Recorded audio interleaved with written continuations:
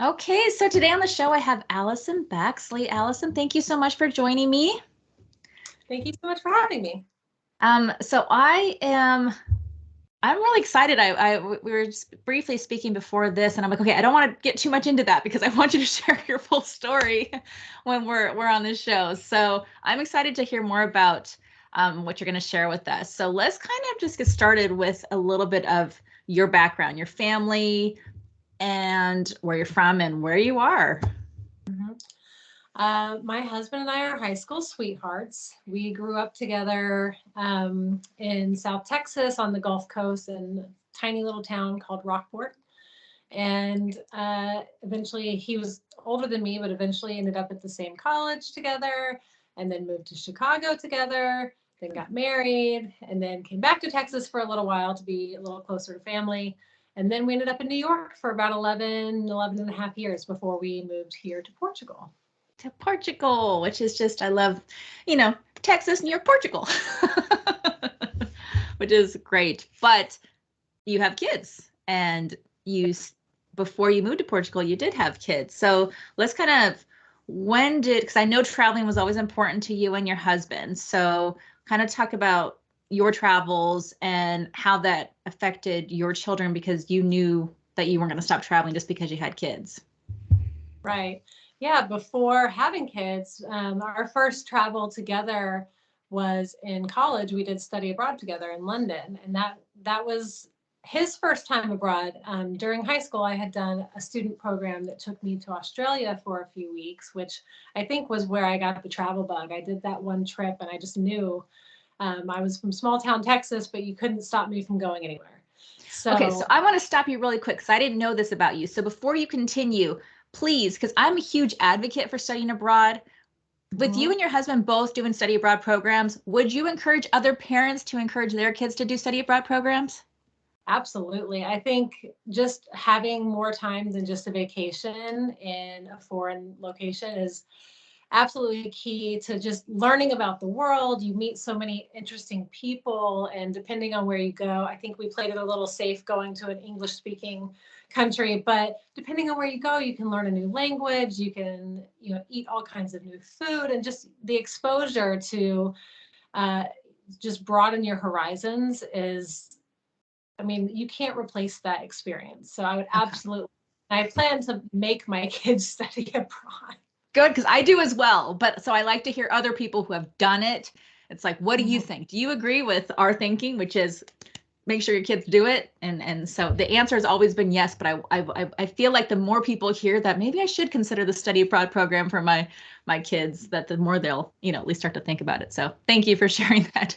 We still have stories all the time that come up from that experience. It's amazing. That's wonderful. Well, that's exciting. Okay, continue. Sorry to interrupt you there.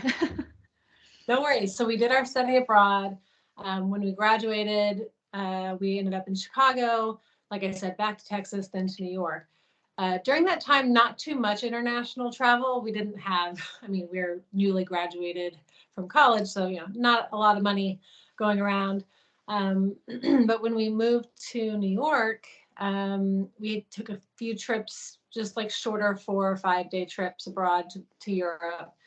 Um, Back to London, of course, because we missed it. And all of the sort of typical places, Paris, Venice, that kind of stuff. And actually, after study abroad, weeks of backpacking around Europe with no money, so it was very interesting. Oh, wow. That I think that was what we were hoping to kind of get back to, is just being able to see as many places as possible. And then my husband's job actually took us abroad a few times during our time that we were living in New York. And the the long-term living abroad, even if it was 6 months or 8 months, whatever, um, it just reminded us that we really loved the European lifestyle, and we really just somehow wanted to make that happen on a more permanent basis eventually, if possible. And then we had kids, and we didn't really think about moving overseas. He had done a few productions overseas. He works in the film industry. And we thought, well, once you have kids, you do have to slow down a little bit. Like we definitely want to travel, but we may not live anywhere for a while because it's kind of a lot to up and move with kids. Yeah. And then we had a really great opportunity come up that we ended up saying yes to, which was originally supposed to take us to London for a year. So we were super excited about that. And then they changed it on us to Budapest. And we thought, well, you know what? That's still pretty cool. And it's just 1 year. So I think we can do that.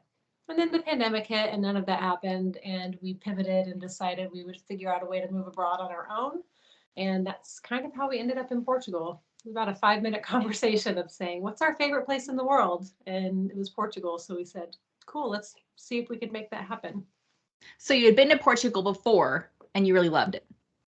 We did. We had visited twice before and just really fell in love with it. I mean, when people would ask us what's our favorite place that we've ever been, Portugal was always like really high on the list, if not the top of the list. So, and a lot of people don't or didn't used to know about it. It's so much more popular now. People are discovering Portugal. I am hearing more and more about wonderful things about Portugal, and I'm afraid it's going to be one of those that's no longer a hidden gem, right?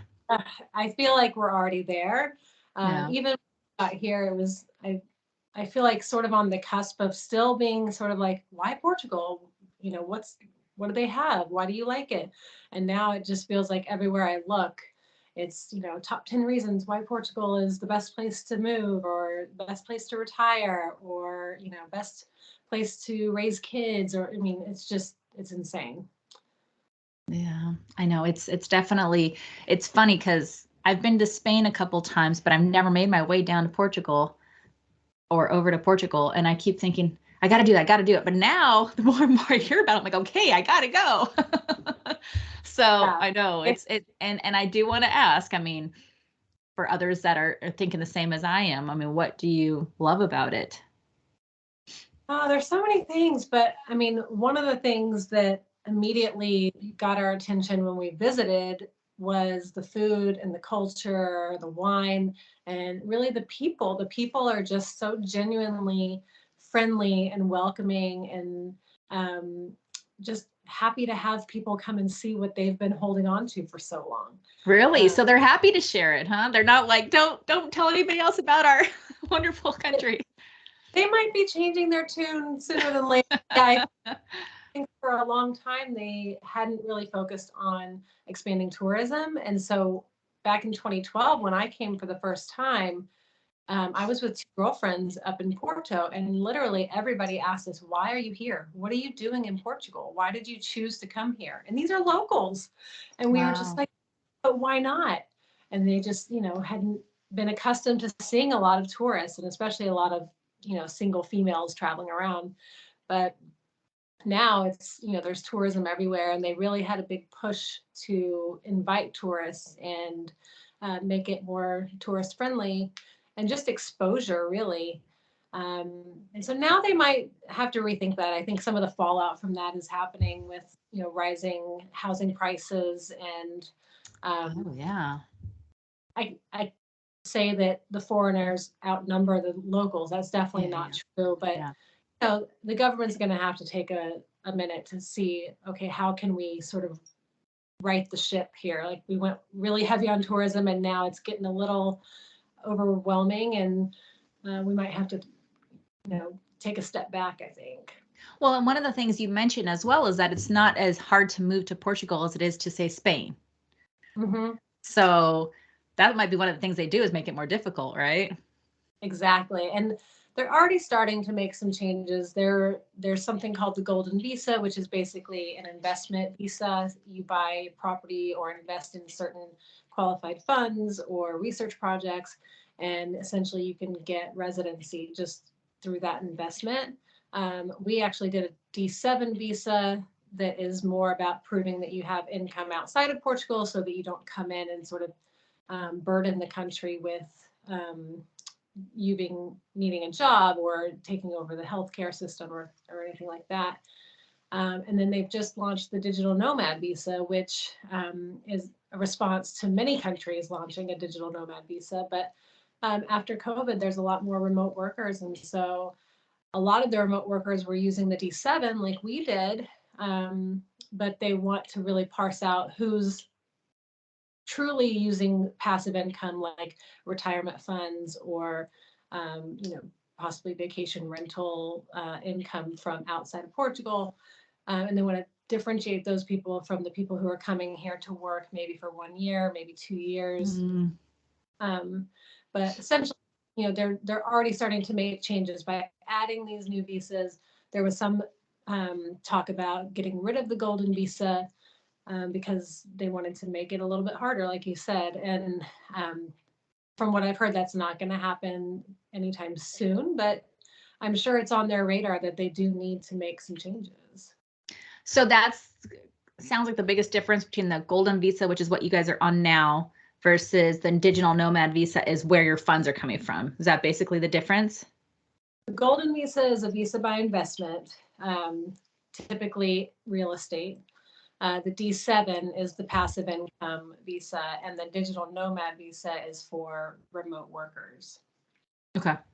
No, that's interesting. Thank you for sharing that, because a lot of people don't know or wonder how they're going to do it. Like, yeah. So it's good to know that it is more doable than people realize. And I think that's what you kind of hear it, but it's like, is it really? I mean, the bureaucracy is the bureaucracy. The paperwork is the paperwork. But, I think Spain made it so that you could not actually get a visa if you did not have a job in the country.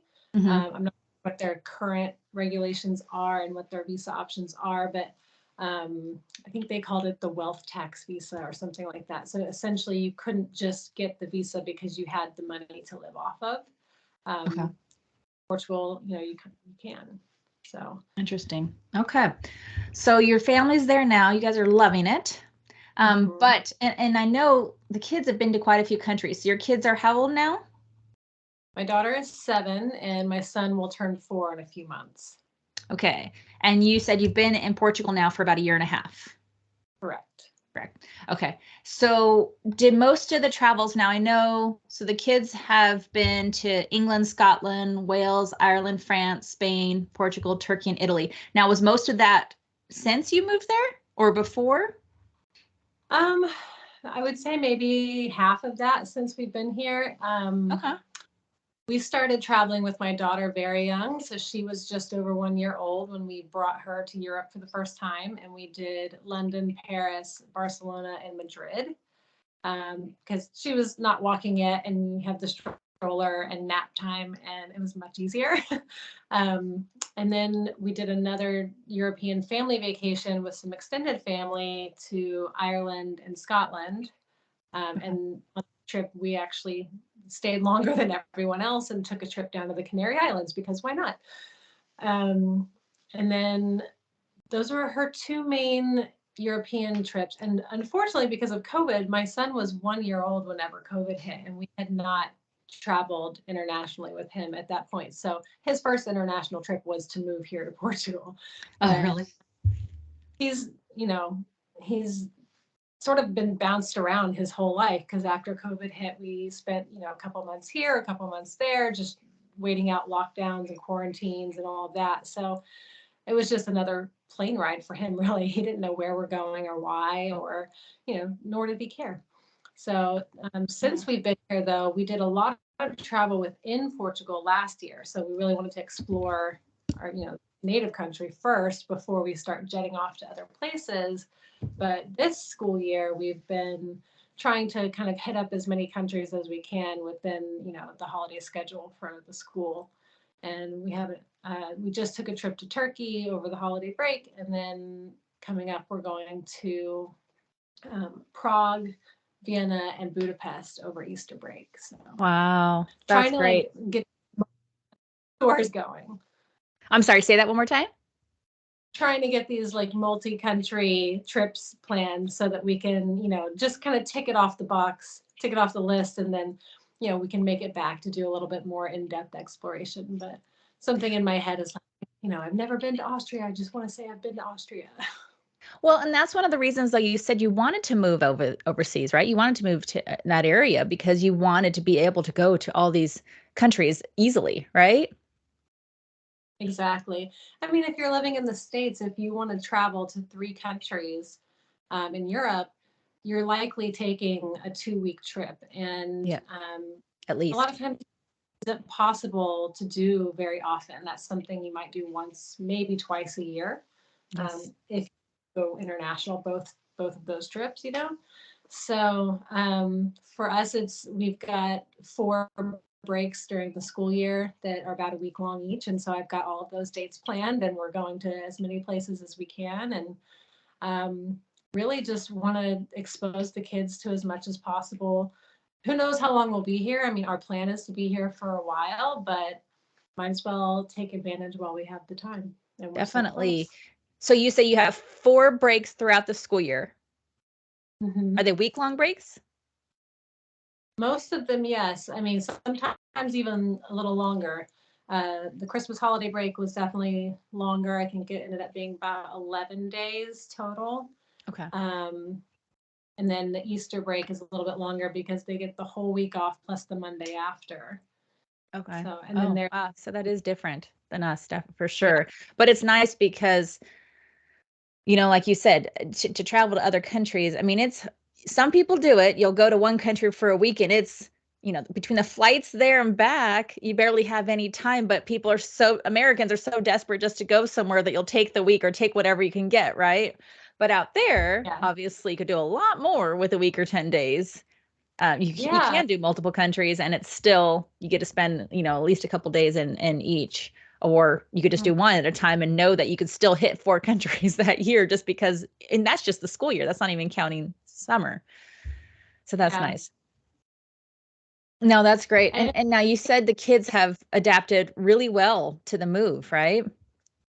they have, yeah. So I was nervous to bring my daughter and put her in the public school system because she didn't know any Portuguese, and Yeah. neither did we. So we sort of focused on international schools, and we ended up at a private Portuguese school that has a very international base to it, but Yeah. it is technically a private Portuguese school that's bilingual. So public school would have been 100% Portuguese with, little to no English language support. And then international schools tend to be English based with a little bit of Portuguese, a few lessons a week and a little bit of support. I kind of wanted something in the middle of that. And there weren't actually that many schools that did that. So we found 2 that we loved and ended up liking the location of one better and chose that. But they've adjusted beautifully. I mean, they speak Portuguese. My son, he's still learning English, so he's not fluent or Yeah. anything like Yeah. that. But he knows the difference between the 2 languages. He can say like, what color is that? And he'll say orange. I'll say, okay, now I'm Portuguese. And he'll say laranja. So like, he understands how to make that switch, and which I think is just really cool. He's only 3 years old, so it's just an Well, yeah, interesting. and that's the whole thing they say, right? Is teach your kids while they're young. They're the ones that soak it up when they're young, and that's so wonderful. They're in that they're immersed in that culture and learning that language. Because your daughter, does she speak pretty fluently now? She does. She doesn't do it with us very much, but I've seen her in situations where she has to because she's talking to friends at school who maybe don't speak that Oh, English wow. that well, or her teachers will say, a whole long paragraph of things to her in Portuguese, and she, is just nodding along and saying okay, and totally understanding them. So her Oh, teacher, I love that. she said, I rarely have to translate anything for her. Like she usually understands. So, and this is her second year at the school. She started first grade last year. She is in second grade now. Yeah, look at how young she is and how quickly she picked it up. I mean, it's just because she's immersed in it. And it sounds like you're learning it too then. I'm trying. It's it's not that easy. It's a hard language for one, but a lot of people speak English, and you can get away with not having to practice that much, which is a terrible thing because I want to become fluent. Yeah. But the incentive and the sort of being forced into a situation where you really have to speak it. It just doesn't happen all that often. So, you know, a lot of times it's easier to just speak English. Yeah, no, But that's I've learned a few languages. I've never gotten good enough in any of them to really be fluent, but because we do plan to be here for a long time, my goal is to be truly fluent at some point. and now's your chance, right? I'm gonna have to start putting a little more time into it, I think, but I think it's doable. Do you listen to Portuguese shows in Portuguese or shows in English? In English. See, and that's In what English, I've but heard is the best thing you could do is switch it to the language you want to learn. yeah, yeah, it's true. Sometimes I put Portuguese cartoons on for my kids, but then I sit there and listen and think, like, Yeah. oh, I know what they're. Yeah, And the what's best. funny, Sorry, go ahead. understand them. I can understand a lot of times when people speak to me, like I get the gist of what they're saying, but then I try to formulate a response and it's just broken. It's like one word or two words or whatever, but I'll get there. Yeah, my a friend of mine, because I'm trying to teach my son Spanish, but we're not immersed in it like you are. So I was asking her because she's Mexican, and I said, and she teaches kids like just kind of on the side, like Spanish. I'm like, what's your biggest trick? What do you do? She's like, honestly, the best advice I have is take a movie that you know, so like one of the kids' movies that they know really well in English, and then have them watch that in the language because they already know a lot of the words in English, and then they start to relate it quicker to that language. So I'm like, that makes sense. That really makes sense. I'm a big Friends fan, the TV show, and I Uh-huh. swear if they would make Friends in Portuguese, I There would you be go. You fluent learned it right away. the seasons. I'm like interested in actually getting someone to translate it for me and then put and dub the Portuguese over so that I could do that because that Yeah, would be because that would help. It makes sense. I mean, it really makes sense. Something you know really well. So that's too funny. yeah. Now, life in Portugal. I mean, what would you say? You're from, well, New York, Texas. Obviously, the States is very different. So, what's it like in Portugal for you, like compared to the States? Well, especially compared to New York, it's a much slower pace. I mean, not only does it take longer to sort of get things done just because of, the culture, but in general, people don't rush. Nobody's really in a hurry to go anywhere unless they're driving, of course, because then everybody's in a hurry. That goes out the window. The slow pace part goes out the window once you start driving. Get on the motorway, it's definitely, to each their own and dog eat dog, get out of my way. but, but yeah, it's a much slower pace of life. The weather is obviously, more consistently nice, although we have had quite a bit of rain this year, especially compared to last year. Um, but I mean, we got back from Turkey where we were in Cappadocia and it was maybe 20 degrees outside the whole time we were there. And we got back and it was 65 and sunny. And I was There like, you oh, go. this is, no, it's not beautiful, wonderful. Um, we have more time, I think, because we work from home now, and especially because with my blog, I basically just set my own schedule and try to get as much done as possible. But at the end of the day, when it's the end of the day, my kids come home from school and we spend time together and eat dinner, and it just feels like there's not as much hustle going on, which is so nice to just slow down Which I would and love. really just enjoy every day. Like every day, there's an adventure out there somewhere. And I think the difference, and correct me if I'm wrong, please, but I think the biggest difference between the States and Portugal as far as slowing down is that other people in Portugal are slowing down as well, right? Yeah. It's not, whereas in the States, everybody's always go, go, go. In the Portugal, it's okay if you slow down because you don't, everybody else is slowing down as well, right? Yeah, I still walk like a New Yorker, which gets a lot of funny looks. Um, On a mission, but right?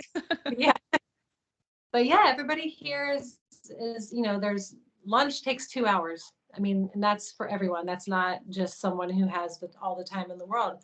It's hard to get in and out of a restaurant in under an hour, and that's not something that we were used to. Although we do love it most of the time if we're not Yeah. in a hurry. But Yeah, it's much slower pace of life, just much more relaxed.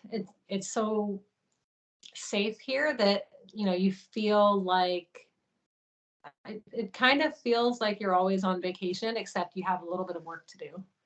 Oh, that sounds amazing. I'm very jealous, but I can also understand the slower pace of life as well because I'm originally from California. I live in Chicago now, well, in suburbs of Chicago. Um, but I lived in Australia for 3 years and I didn't know, I didn't know what to expect, but they have a slower way of life as well.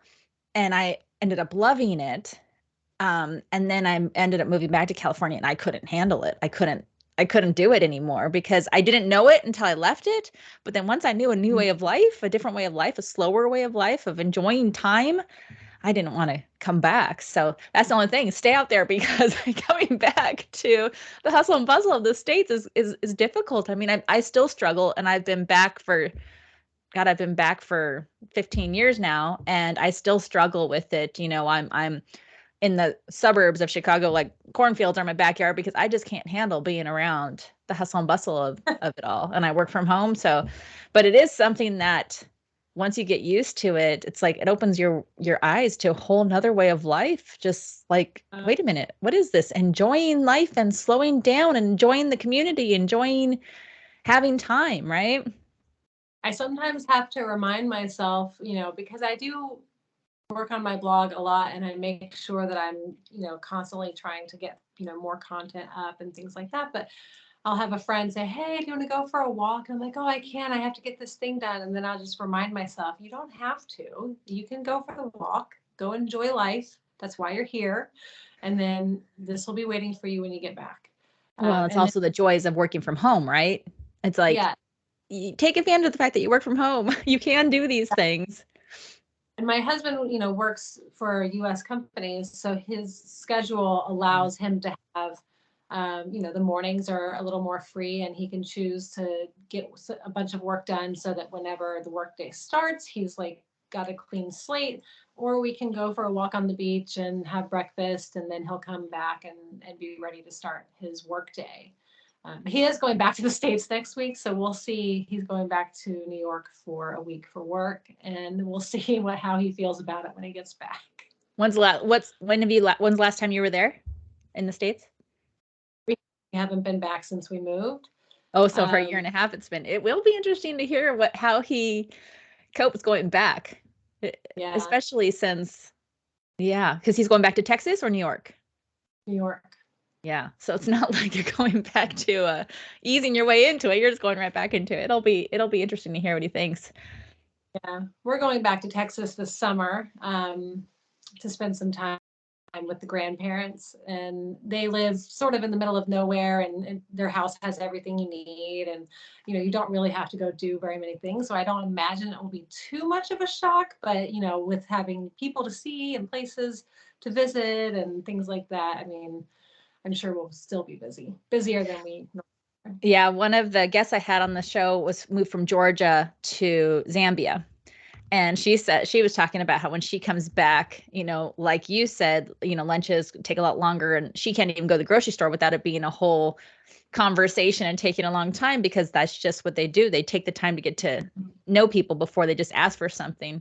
So that's one thing when she goes back to the States, she's not used to that. Like, where's the eggs or whatever? It's like, well, hello, how are you today? It's like she's not used to that more abruptness, which is how we are, because she's got used to that way of life as well. So there are definitely things when you start to travel and start to, I mean, obviously you're adapting to this new culture, right? So you're learning a new way of life and you get to see the things. It's like, oh, I like this part of it. I don't like this part of it. I wish it was like that. So it is great that you're opening your eyes to that. You're opening your kids. I mean, obviously they were young when they left, so who knows how much they remember, but you're still showing them a new way of life as well.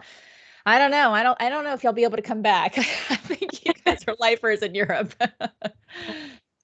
True. I mean, our goal is to get citizenship so that we can get a passport from Portugal and have that sort of be our backup plan in case we never want to go back. So, luckily for us, Portugal doesn't require that you give up your U.S. citizenship. You can be a Oh, dual citizen nice. which is different than some places. I think Spain, Germany. I know for sure Germany. I think Spain as well. Both require you, if you choose to get citizenship, you do have to give up your American citizenship, which I don't think I'd be willing to go that far. Yeah. Not that Portugal allows you to have both. It takes about 5 years to get to that point, and then you have to go through that process, which can take another year or two, just depending on how quickly they're processing things. But so we know we're here for at least 6 to 7 years. Exactly. It's like, oh, darn, you have to stay there at least 6 to 7 years. So to make sure you have both. So fast that we're just like, wow, okay, 4 more times of that, and then we're good. But the hope is, and the feeling at this current moment is that we love it here and we'll stay as long as it suits us. Maybe until the kids are out of the house and off to university or something, and then we may become a little more mobile. But for now, we're really loving life here. Now, you briefly touched on, your husband working in the film industry, and he was able to take a job out there. But for people who think about moving abroad with their families, I mean, I guess, how is it more affordable out there? How are you guys able to afford living out there? Because I think that's one of the biggest fears is, how could I live in another country? How can I pick up my family and move? That's not realistic. Yeah. I will say Portugal is cheaper than, let's say, major metropolitan areas in the US. Coming from New York, obviously it's much cheaper, particularly with housing costs and even just things like groceries. You can find good quality organic groceries for a fraction of what you would pay at Whole Foods or something like that. But if you come here with the intention of getting a job here, or unless you're in a very high tech or high demand type of job, the wages here are quite low. So even if you were, let's say a web developer or something like that, and your salary was 75,000 in the US, if you come here, it's not going to be anywhere close to that. So you do have to keep. And housing costs are going up because there are a lot of foreigners coming in, and inflation and everything else. So there's, some things to think about. That ideally, if you have either a remote position, or maybe you freelance with US clients, or you are able to work remotely, your company's okay with that. Having a US salary or US based income. Okay. Living in Portugal, it goes a lot further than it does in the States. And okay, so that's a good tip. I mean, that's a good tip. If you're going to move, try to keep that US income coming in. Yeah, I mean, if you're in the Midwest somewhere in a small town, maybe not. Maybe it would be more expensive to be here, or the same. But if you're like us, coming from one of the most expensive cities in the world, and still making the money that we were making there and surviving, and then you come here, it's, you can do a lot more than just survive.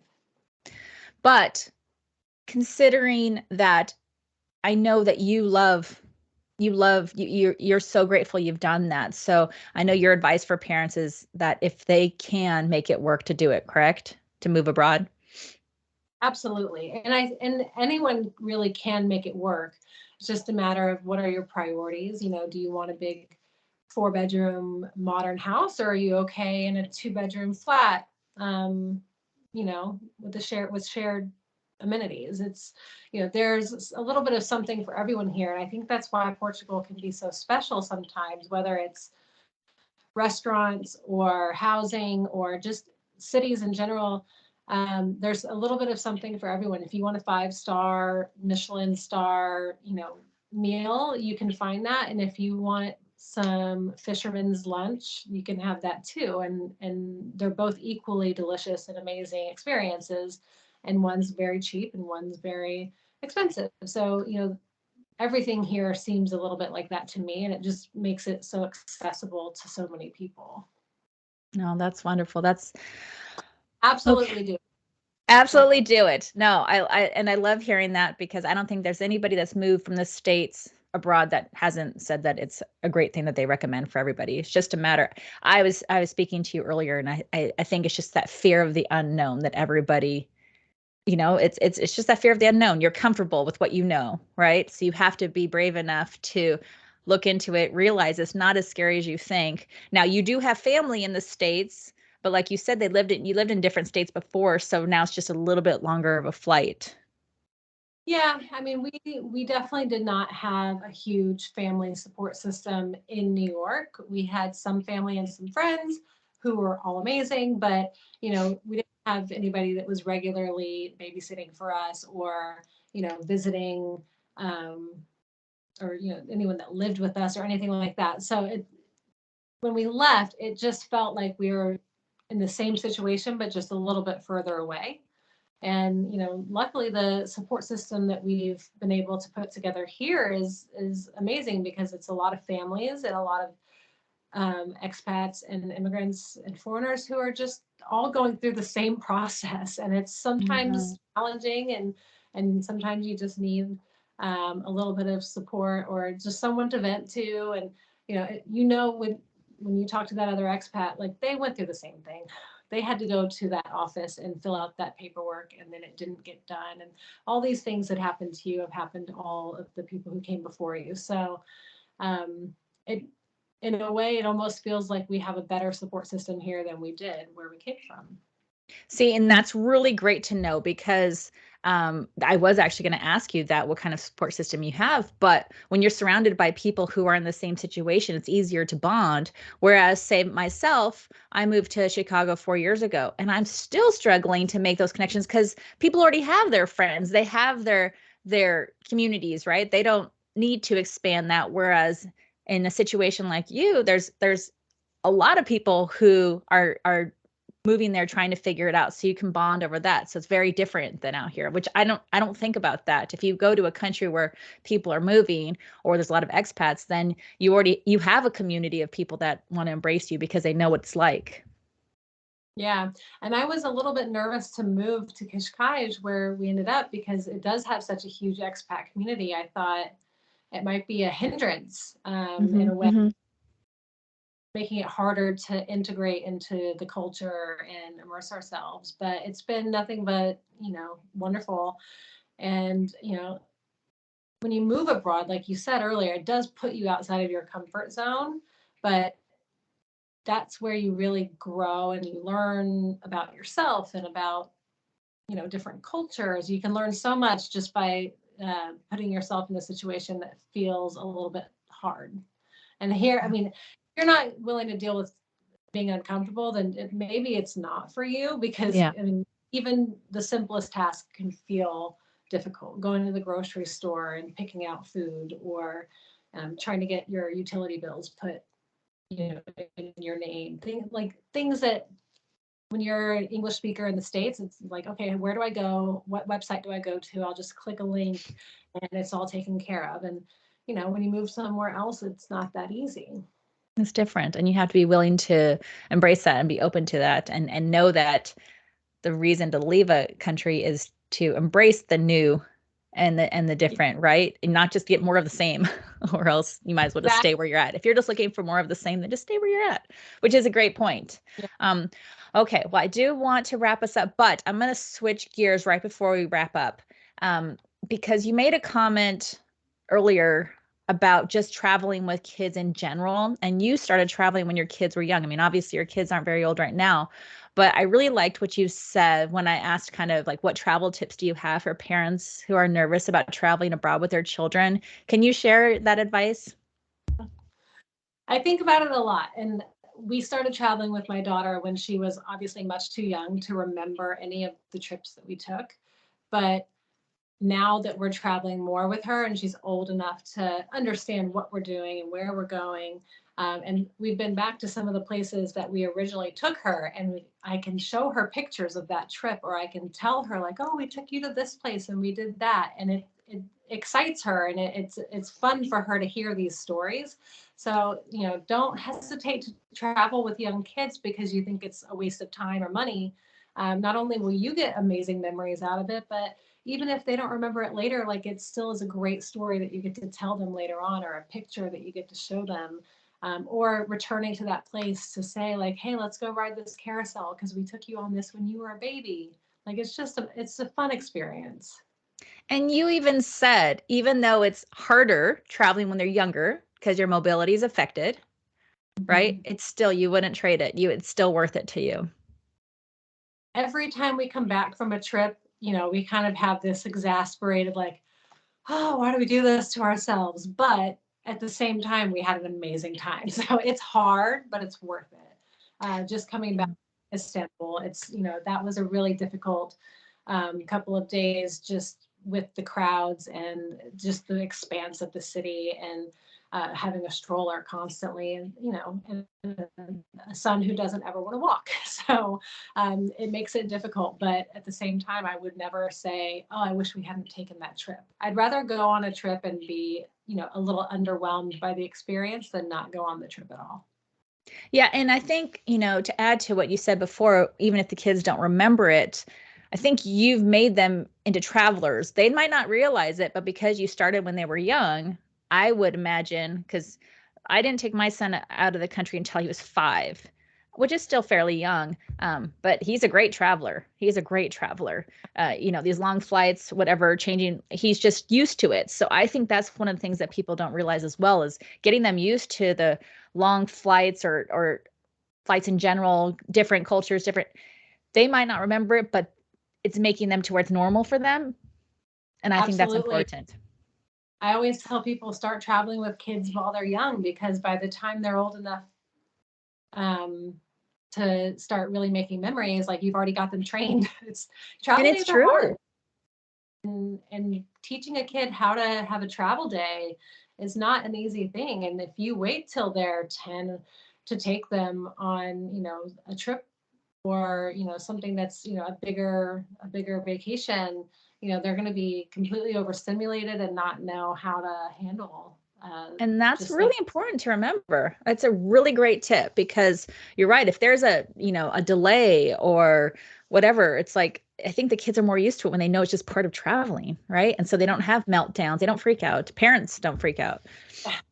I mean, there are some meltdowns, but still, I'm not going to say it's not perfect. You're right. It's probably, I guess I'm just saying it's not as bad as it would be, or you're prepared for it, or, Yeah, I mean, just on our most recent trip, our flight from Cappadocia, which was in a tiny little airport with one room, we got there and our flight was delayed, and we sat on the floor for 4 hours waiting for our flight. And, for the most part, other than being hungry a couple times, the kids did totally fine. And then when we got to Istanbul, our flight was canceled. So then we had to get a hotel in the airport for the night, and they thought that was amazing. Like, oh yeah, let's go jump on the beds, and we get to have dinner downstairs. This is great. So, I mean, if a kid's not used to that, then that would have been a lot harder.